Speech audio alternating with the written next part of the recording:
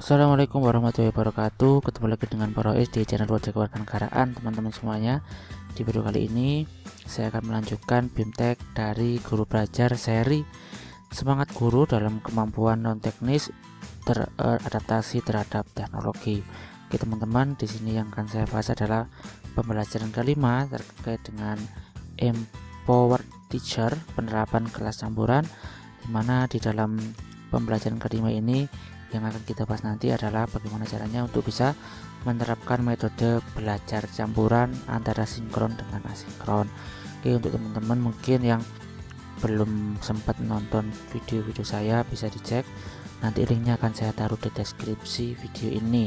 Tapi sebelumnya silahkan teman-teman yang belum subscribe channel ini subscribe terlebih dahulu dan nyalakan loncengnya biar tidak ketinggalan video terbaru dari channel Project Kewarganegaraan. Oh ya teman-teman ya, saya sempat lama tidak upload karena kemarin ada sebuah kesalahan kecil ya. Ini akan saya tunjukkan dulu apa itu kesalahannya. Sehingga kurang lebih selama 1 minggu itu saya menunggu. Saya kira ini ada kesalahan teknis ya, sehingga saya masih belum bisa melanjutkan BIMTEK ini. Nah, ketika itu ada di dalam pelajaran kelima ya, pelajaran kelima sesi sinkron. Kemudian seperti biasa kan ada YouTube-nya di situ ya, ada rekaman webinarnya. Nah, waktu itu bagian dari ruang webinar ini nggak bisa ditandai teman-teman. Jadi saya nggak bisa next ke halaman yang selanjutnya gitu loh. Ya, jadi saya nggak bisa lanjut ke halaman yang seterusnya. Nah, ternyata waktu itu videonya belum ditonton secara keseluruhan ya, atau kalau misalkan ya ini kan durasinya hampir 2 jam ya teman-teman, kita juga nggak mungkin nonton semuanya. Sehingga kalau misalkan teman-teman ingin melewati ruang webinar ini, itu kita pastikan dulu durasi dari videonya itu kita cepatkan sampai mau habis kayak seperti ini ya teman-teman ya, sampai mau habis gini. Terus biarkan dia sampai berhenti dengan sendirinya, kayak istilahnya seolah-olah kita itu nonton secara full videonya gitu ya. Baru kemudian nanti fitur max complete ini akan muncul. Jadi ini biarkan aja, kita tunggu sebentar sampai waktunya benar-benar selesai. Nah ya sampai gini teman-teman ya, nanti dia akan muncul dengan sendirinya max complete-nya. Ternyata kemarin berhari-hari saya tunggu karena saya kira itu adalah ada kesalahan teknis ya dari settingan, ternyata enggak ya. Jadi untuk teman-teman mungkin yang belum bisa next, silakan videonya ditunggu dulu, video materinya ditunggu dulu sampai benar-benar selesai, baru kemudian kita bisa lanjut gitu ya teman-teman. Oke, sekarang yang akan kita bahas adalah terkait dengan latihan mandiri pelajaran kelima, itu menyusun RPP pembelajaran campuran. Ini tugasnya bersifat pilihan, berarti kita boleh ngerjakan atau tidak. Kemudian nggak dikumpulkan kepada pemateri agar Anda punya pengalaman praktik perdana, dan tujuan yang selanjutnya adalah dirancang untuk membantu Anda mengikuti episode berikutnya. Nah, ini latihannya adalah berupa membuat RPP yang menerapkan 4C dan teknologi dengan menggunakan media mind mapping semenarik mungkin. Jadi mind mapping hampir mirip dengan bagan-bagan gitu ya. Terus yang kedua, RPP yang sudah dibuat dapat diupload ke link di dalam tombol di bawah ini. Nah ternyata kalau kita klik linknya, jadi bentuknya Google Formulir ya teman-teman. Bentuknya Google Formulir, kita bisa mengisi nama. Saya tulis ya, misalkan ini nama saya, guru bidang pelajaran PPKN, nama sekolahnya,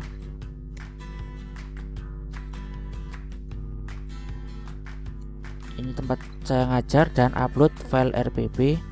Ini tinggal kita tambahkan, kemudian kita pilih filenya. Kemudian tinggal kita pilih aja RPP-nya teman-teman ya, cuman satu kayaknya perlu dikumpulkan. Nah sekarang RPP juga ada yang daring dan ada yang tetap muka ya. Coba kita carikan RPP yang daring ya teman-teman ya. Oke.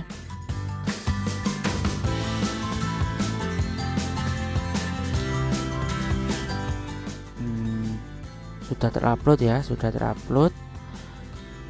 Oh belum ya, tinggal kita upload. Oke, sudah selesai, baru kita kirim teman-teman ya.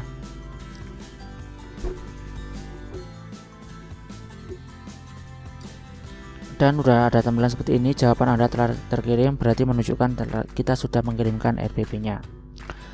Yang selanjutnya kita mau balik lagi ke tempat tadi.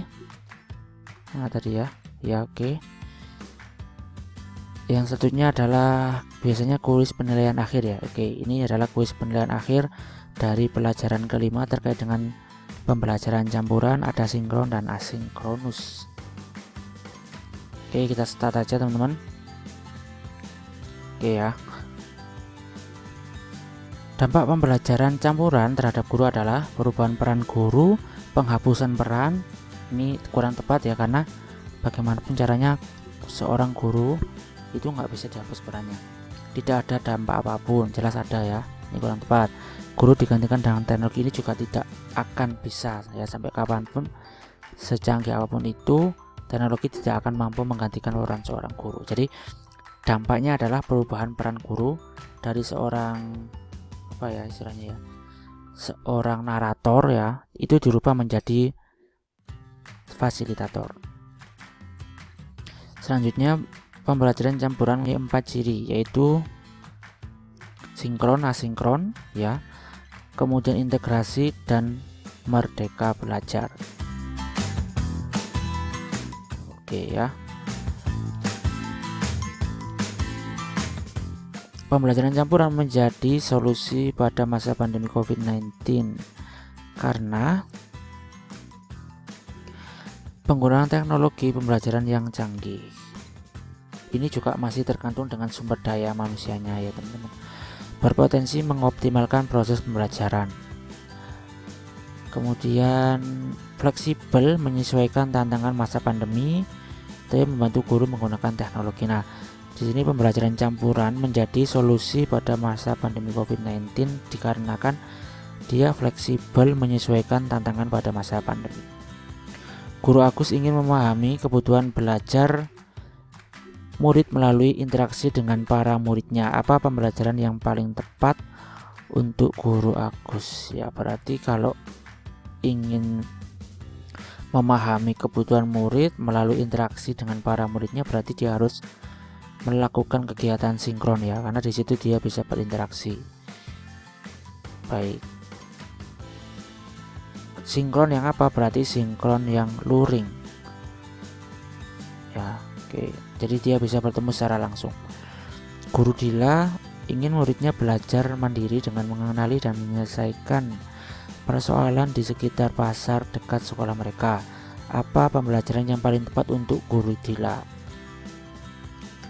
Nah, kalau seperti ini berarti dia membutuhkan tahapan asinkron tapi yang luring ya, bukan yang secara daring, yang mereka praktek langsung di sekitar pasar ya, berarti dia harus di luar jaringan.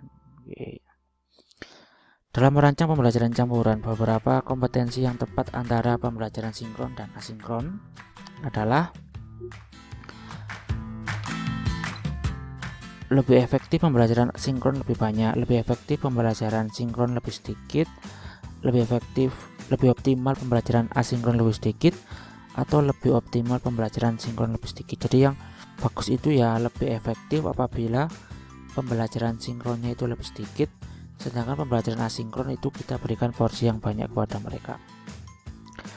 Nah, apabila materi pelajaran bisa ditampilkan melalui infografik, podcast, atau video, maka pelajaran yang disarankan adalah, nah berarti kalau bentuknya seperti ini ya teman-teman ya, berarti itu adalah asinkron. Apabila murid tidak bisa hadir pada waktu yang bersamaan, maka pembelajaran yang disarankan adalah,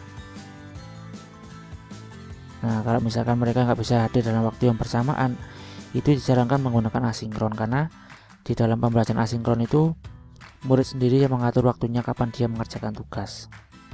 Misalkan dalam satu hari dia diberikan beban tugas, berarti dia milih mau mengerjakan pagi, siang, atau malam. Tapi kalau sinkron itu harus dalam waktu yang bersamaan, karena harus melalui video conference, bisa melalui Zoom atau melalui Google Meet ya teman-teman. Apabila guru ingin memberikan umpan balik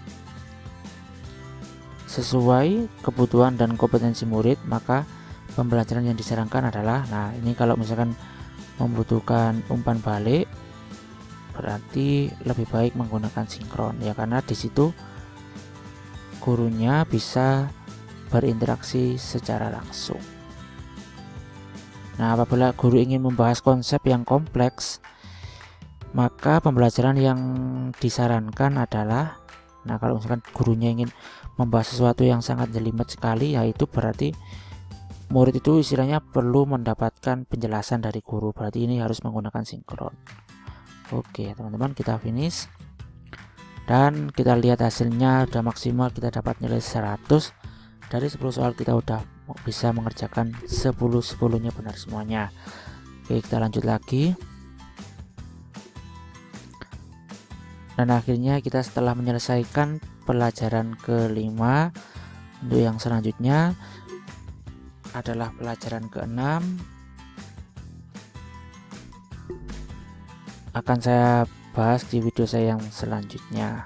Oke teman-teman, terima kasih telah menonton video ini. Jangan lupa untuk di like, komen, dan di share ke teman-teman atau bapak ibu guru yang lainnya, biar semakin banyak yang tahu tentang informasi ini. Sekali lagi untuk pelajaran ke-6 terkait dengan kolaborasi dan dampak ya, yang akan disampaikan oleh Pak Iwan Syahril PhD ya, akan saya bahas di video saya yang selanjutnya. Terima kasih telah menonton video ini.